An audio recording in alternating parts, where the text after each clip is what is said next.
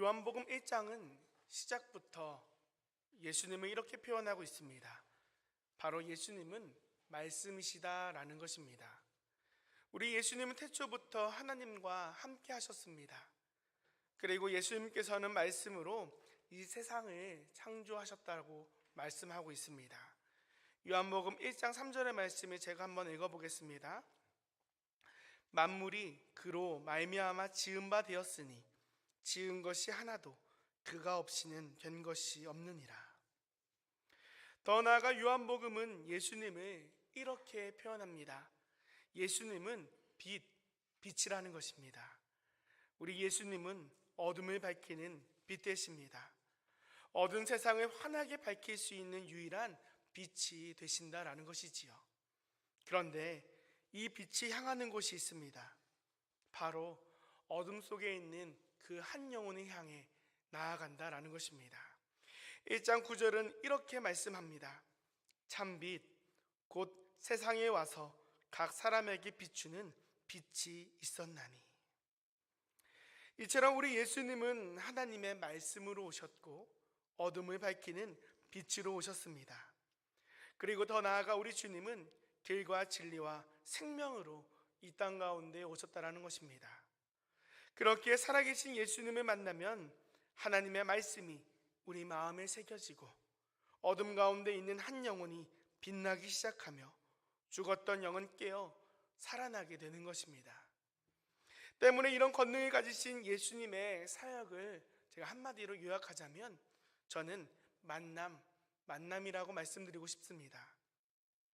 오늘 읽은 요한복음 4장까지의 말씀을 보면 우리 예수님의 발자취는 늘 사람을 만나 하나님의 말씀을 전하셨고 어둠 가운데 빛을 선포하셨으며 죽어있는 그 한 영혼을 살리는 사역을 늘 감당하셨기 때문이었습니다. 오늘 말씀에 앞서 요한복음 3장의 말씀도 이와 같습니다. 예수님께서는 말씀으로 니고데모를 만나십니다. 니고데모는 그 당시 랍비이자 산헤드린 공회원이었습니다. 이 말은 그는 바리새인 중에 바리새인이요 유대인들에게 칭송받는 엘리트 선생이었다라는 것입니다. 그러나 그가 풀리지 않는 궁금증을 가지고 어두운 밤 사람들의 시선을 피하여 우리 예수님을 만나고자 합니다. 그가 예수님을 찾아온 그 이유는 단 하나였습니다. 늘 성경을 읽고 공부하였지만 지금까지도 그 누구도 속 시원하게 풀어주지 못했던 궁금증 하나, 참된 생명이 무엇인가 라는 것을 우리 예수님께 묻고자 했기 때문이었습니다. 즉 참된 생명에 간구했던 니고데모는 예수님을 만나 뵙기를 원하는 것입니다.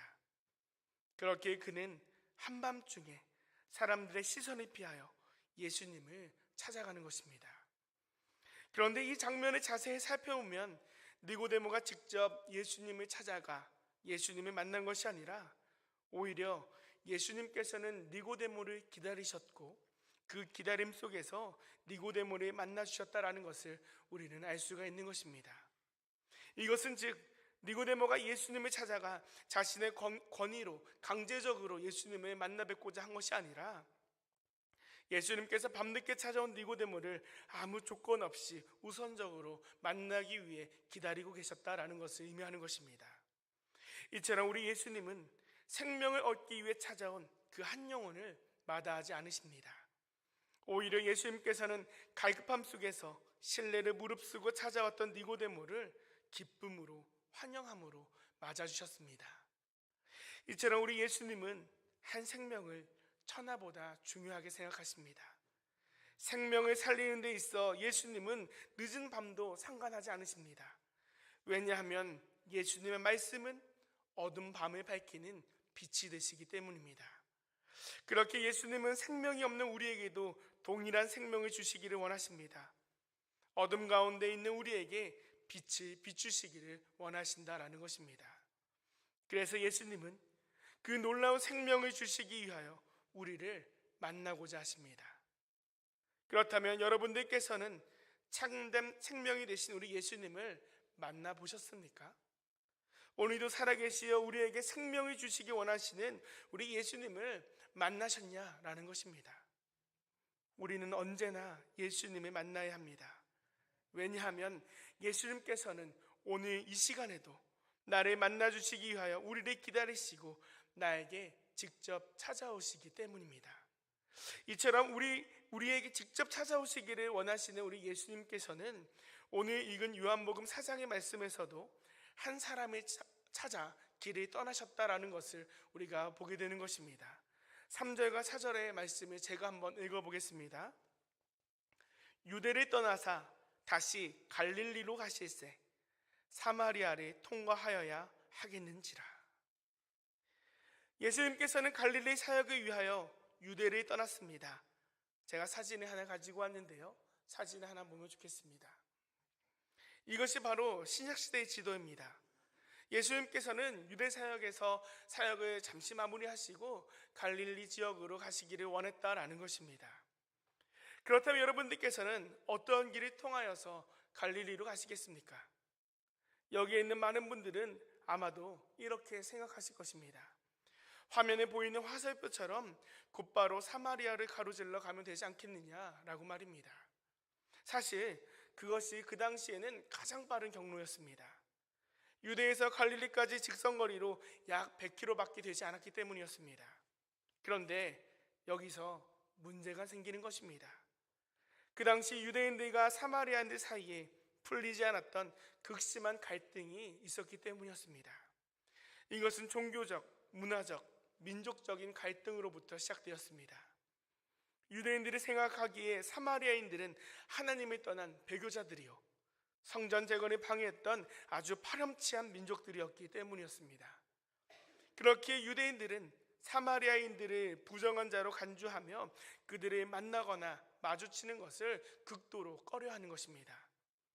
그래서 모든 유대인들은 사마리아를 저렇게 가로질러서 가는 것이 아니라 지중해 해안 경로를 통하여서 요단강 외곽 경로를 통하여 사마리아를 돌아 지나갔다라는 것입니다. 이것은 사마리아를 가로질러 가는 것보다 약 1.5배에서 2배가량 시간과 체력이 소모되는 아주 불합리적인 일이었습니다. 그런데 그럼에도 불구하고 유대 사람들은 사마리아인들을 부정한 민족들이라 생각하여 철저하게 그들을 배제하는 것입니다. 그런데 오늘 요한복음 4장에 나타난 예수님은 이렇게 문제가 가득했던 사마리아를 가로질러 가기를 원하십니다. 이것은 어쩌면 사마리아인들과 충동할 수도 있는 아주 큰 문제되었습니다. 하지만 예수님은 이 모든 상황을 아랑곳하지 않으시고 문제가 많은 그 사마리아 땅을 지나가기를 원하셨다라는 것입니다. 여기에서 첫 번째 교훈, 예수님은 문제가 가득한 곳을 일부러 통과하기를 원하십니다. 사마리아 땅은 유대인들이 보기에 문제가 참으로 많은 땅이었습니다. 그들은 율법 안의 죄인들이었습니다. 언제든 손가락질마다 마땅한 사람들이 바로 사마리아인들이었다라는 것입니다. 때문에 그들은 사랑받을 수 없는 존재들이었고 일평생을 고립되어 살아갈 수밖에 없었습니다. 하지만 예수님은 그런 사마리아도 사랑하십니다.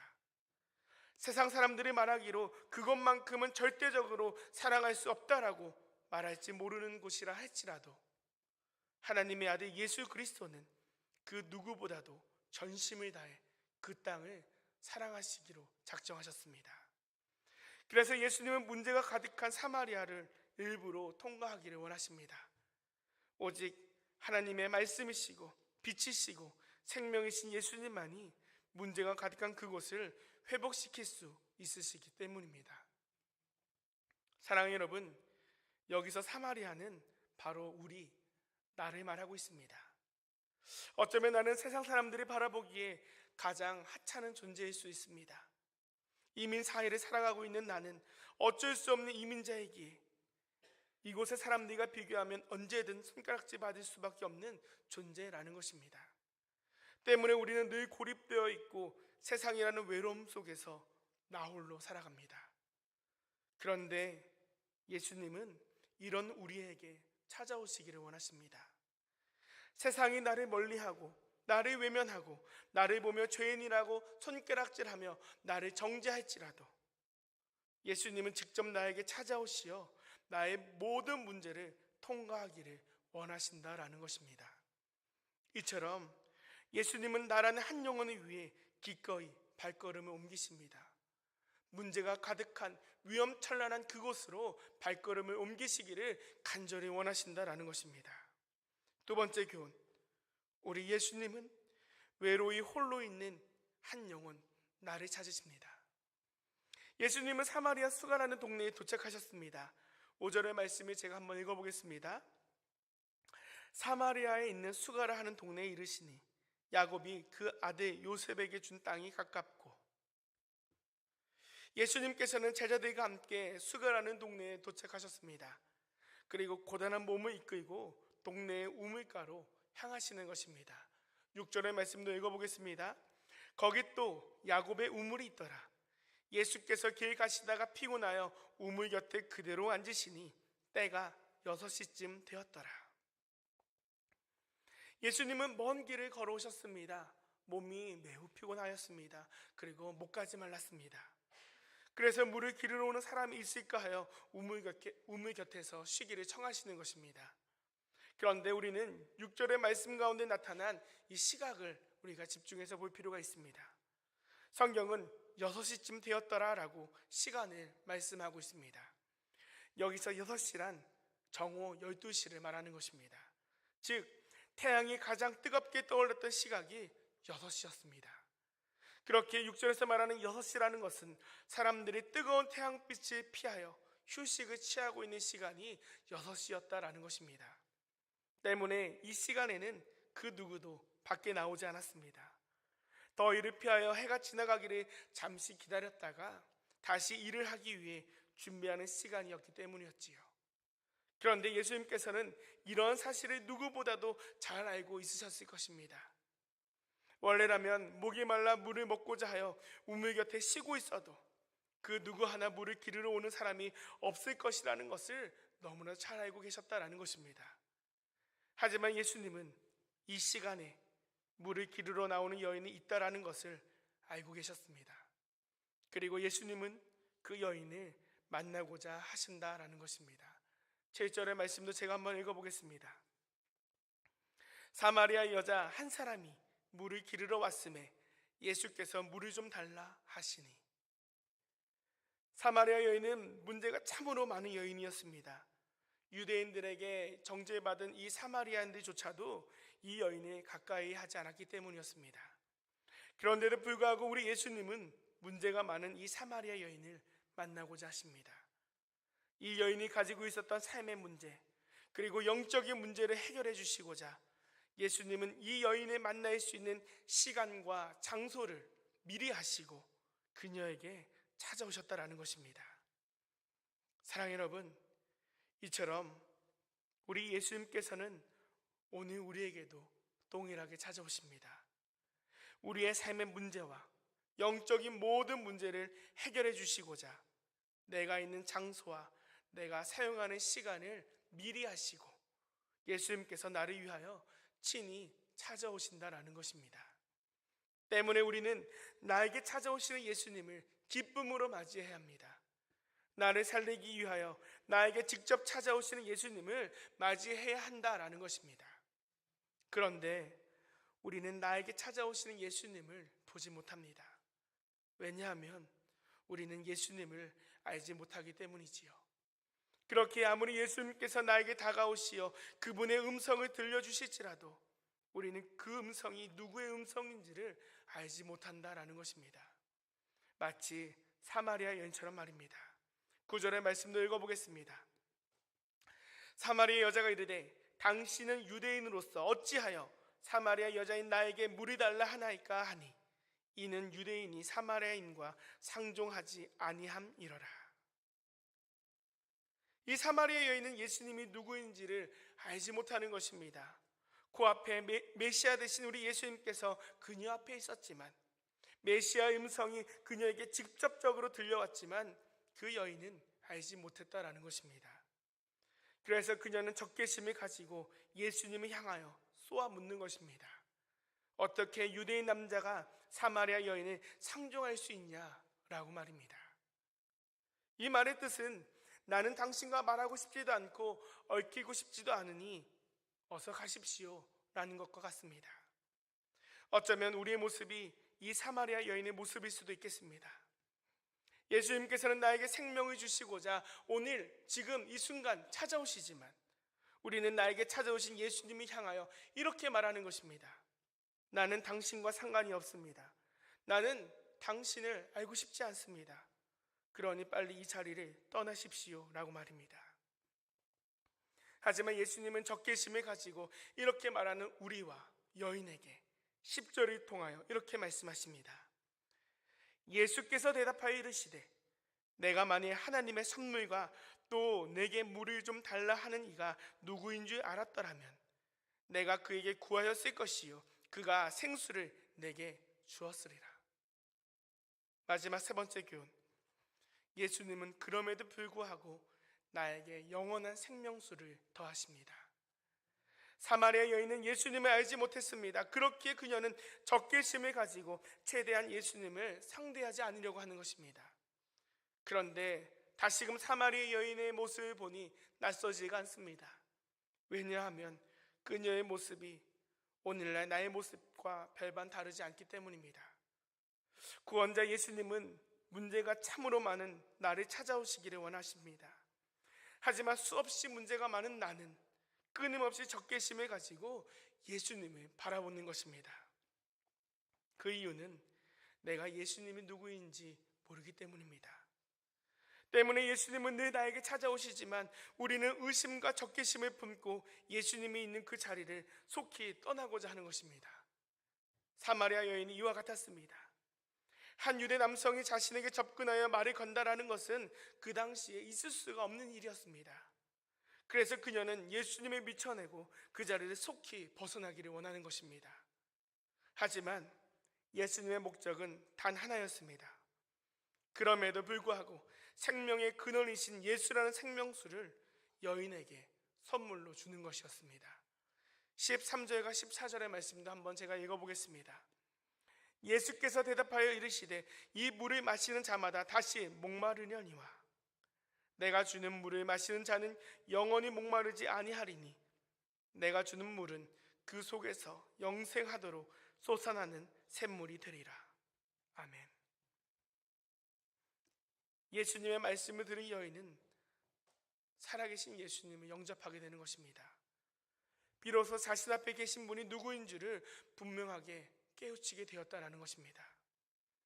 이처럼 우리가 살아계신 예수님을 만나기 위해선 그분의 음성을 진심으로 들어야 합니다. 로마서 10장 17절은 우리에게 이렇게 말씀하시지요. 믿음은 들음에서 나며 들음은 그리스도의 말씀으로 말미암는다 라고 말입니다. 사마리아 여인은 진리 되신 예수님의 음성을 분명히 들었습니다. 그러니 그녀에게 있었던 적개심과 의심의 구름이 사라지고 앞에 계신 예수님이 비로소 보이기 시작하는 것입니다. 구원자 예수님이 보이기 시작하니 사마리아 여인은 손가락질 받던 죄인이라는 그 칭호를 가진 사람에서 가장 존귀한 사람으로 바뀌게 되었습니다. 왜냐하면 그녀는 마르지 않는 생명수 예수라는 생명을 마셨기 때문이었습니다. 사랑하는 여러분, 오늘 예수님께서는 우리에게 동일하게 마르지 않는 생명수를 더하시겠다고 약속하십니다. 세상이 우리에게 건네는 물은 마셔도 목이 마르지만 예수님의 물은 영생하도록 솟아나는 샘물 되어집니다. 그렇다면 우리는 어떻게 이 생명수를 마실 수가 있겠습니까? 나에게 찾아오시어 말씀을 건네시는 예수님의 음성을 듣고 아멘으로 화답해야 한다는 것입니다. 주님의 음성이 우리의 마음 가운데 새겨질 때 비로소 나에게 찾아오신 예수님을 만날 수가 있습니다. 그리고 나를 만나주신 예수님께서는 우리에게 말씀하시기를 영원한 생명수를 건네주시고 마시라고 말씀하십니다. 귀한 주일, 우리는 마르지 않는 생수를 마셔야 할 것입니다. 그 생수는 하나님의 말씀이요 주님의 음성 되어집니다. 우리 모두 나의 문제를 통과하시어 영원한 생명을 건네시는 예수님 말을 붙잡을 수 있는 귀한 한 주 되시기를 간절히 소원합니다.